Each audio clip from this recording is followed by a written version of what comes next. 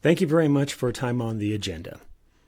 The subject of today's brief is when a 1.27 million patient breach becomes a mirror. SimonMed Imaging confirmed this week that more than 1.27 million patient records were impacted by a ransomware incident first detected in January 2025. The Medusa Group claims roughly 200 gigabytes of stolen data, radiology records, scheduling files, and limited financial details. What stands out isn't the payload. It's the timeline. 10 months passed between compromise and disclosure.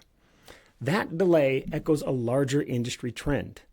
We're faster at restoring operations than at restoring trust. For us, the takeaway is straightforward. Detection speed and communication discipline define resilience. If we can't surface an incident inside 24 hours and explain our posture to regulators inside 72, we're behind. Action items around this are as follows. 1. Validate our dwell time metrics, average MTTD and MTTR against industry peers. 2. Ensure our ransomware tabletop explicitly covers patient care continuity and notification governance. And 3. Re-verify our cyber insurance alignment to HIPAA-defined unauthorized access definitions. Thank you for the time. Operational recovery saves revenue. Transparent recovery saves reputation. Both are board-level imperatives.